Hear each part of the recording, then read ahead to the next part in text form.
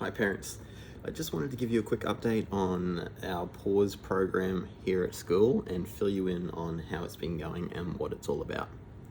So the pause program is a social emotional wellbeing program developed by a teacher, Wendy Fox. Wendy was a psychologist, clinical psychologist before she became a teacher, and the department pulled Wendy offline for a year to create wellbeing program for students because they really saw a need across the state in Queensland for a program to exist. So Wendy created this social emotional wellbeing program for students over that year and piloted it in a couple of schools last year. And this year we've been lucky enough to be accepted to trial it in our school as well.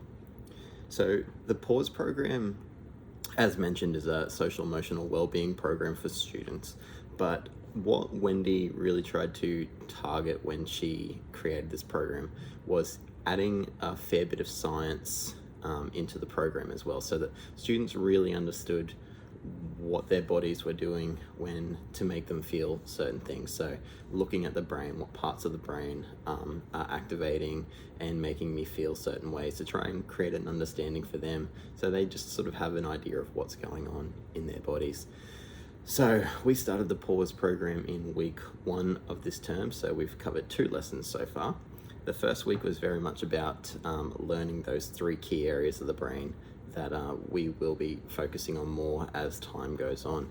So I wanted to share them with you now. Hopefully you've heard a bit about it at home anyway. But the first part of our brain that we've looked at is the prefrontal cortex, and that part is right here at the front of our head. And that is the part of the brain that does the thinking and processing and really just takes in all that's going on around us. So for that part of the brain, we actually have an animal representative for it, and these animals are in all the classrooms. So for the thinking part of our brain is the wise owl, and the students have named this owl Google. So that's our prefrontal cortex representation in our pause program. The second part of the brain that we focused on is the amygdala, and the amygdala is a very important part of the brain. It's what deals with our emotions. So it tells us what to feel and when to feel it and why we're feeling it, essentially. So for the amygdala, we have Gary the guard dog, who is the representation for that, because Gary the guard dog can be loyal, he can be very happy with his tail wagging, but he can also be fairly aggressive is not the right word, but he can get angry, okay, when he needs to protect himself or somebody else as well, okay. But Gary always needs to know when it's time to go back into his kennel and calm down and bring himself down. So that's one thing that's really important that the pause program tries to deliver, is that it looks at the emotions and helps students understand that feeling angry or sad, there's nothing wrong with that. Feeling scared, there's nothing wrong with that. That's actually a good thing, because that's our body making sure that we're feeling the right emotion for the right situation. It's all about knowing when we're feeling emotions that maybe aren't suitable for certain situations, and that's helping them identify that. And in those situations, well, what can I do to get myself in the right frame of mind to do the task at hand? So that's what Gary Guard Dog is there for. And then the third part of the brain that we have is our hippocampus, and that looks after all of our memories. And we have Ebony the elephant, okay, who looks after our memories. So that's our animal representation of the hippocampus. Now, all 3 of these parts of the brains work very closely together, and that was a big part of our discussion in week 1. So often in situations we had an example of a student who was in a car accident when they were younger, and this was a great example that this student brought up, and I'm very proud of him for it. But so they were in a car accident when they were younger, and they mentioned, so my prefrontal cortex saw all the stuff going on. It saw the glass smashed, it saw my mum having a bit of a freak out, it saw the flashing lights of the emergency vehicles, and I knew something was wrong. So my prefrontal cortex had sent that information over to my amygdala, and my amygdala told me, look, you should be scared right now because this is a bad situation. And that's a-okay, that's the amygdala doing the right thing, because he should have been scared in that situation. It was a stressful situation. But what we figured out together is that then that amygdala is very closely linked with our hippocampus, our memory part of the brain too, because that student then said, whenever we have long car rides now, so maybe we're going to Brisbane or something like that, I get a sick, nervous feeling in my stomach again because I don't want to be in the car for a long period of time again in case we crash. And that just shows the relationship between the hippocampus and the amygdala. So walking up to the car now, that student sees the car, has that memory from the hippocampus, and it triggers his amygdala to make him feel scared again. And that's a situation where we want to try and change that feeling, because we can't live our lives afraid of getting in a car. That's not going to work.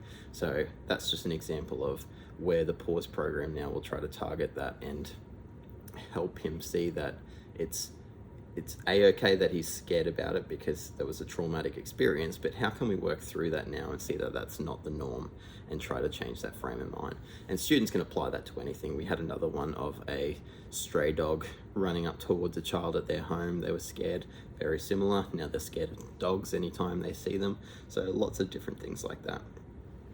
Then this week, we sort of moved on to how can we represent all of those emotions and calm ourselves down. So we actually learned our first strategy in the pause program, and that's visualizing what we call a mind jar.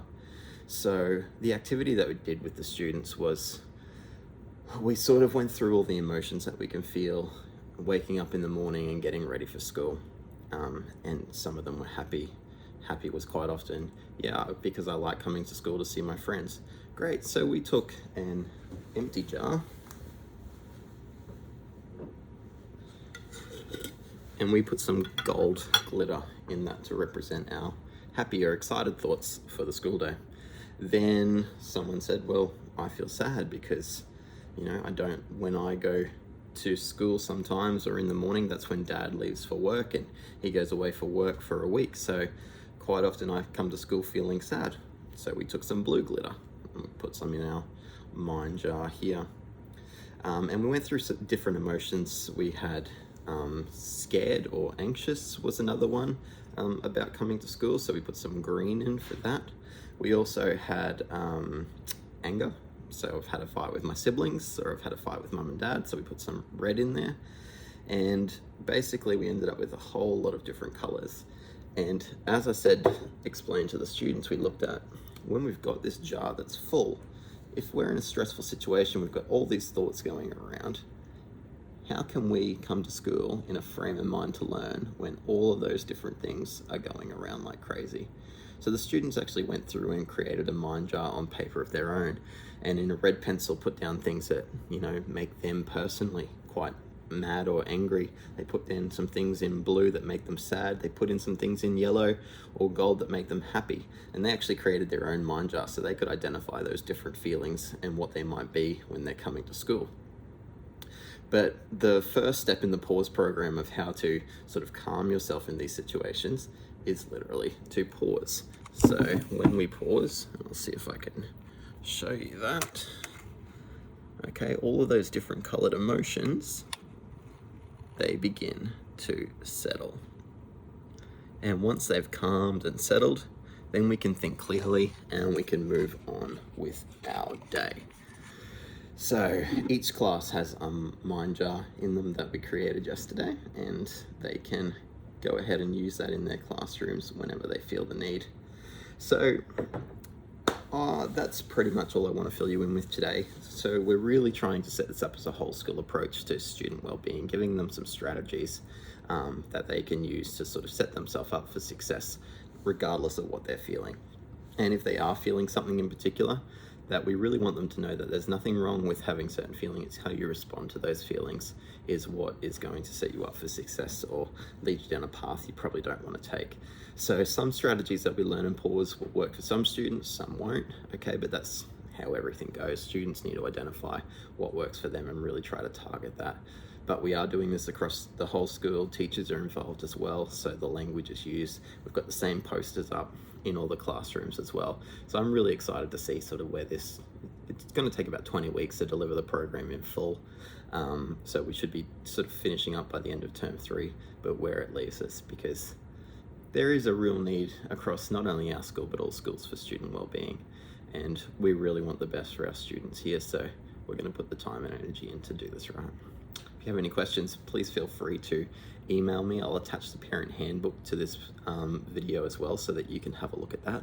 But the parent handbook kind of gives away a lot of the stuff that's coming up in the program, so if you can keep that away from the kids, that would be great, because I don't want to ruin the surprises. But if you have any questions, send me an email to principal@cawarralss.eq.edu.au, and I'll be happy to have a chat about that. Otherwise, I'll see you all next time for the week 3 update. See ya.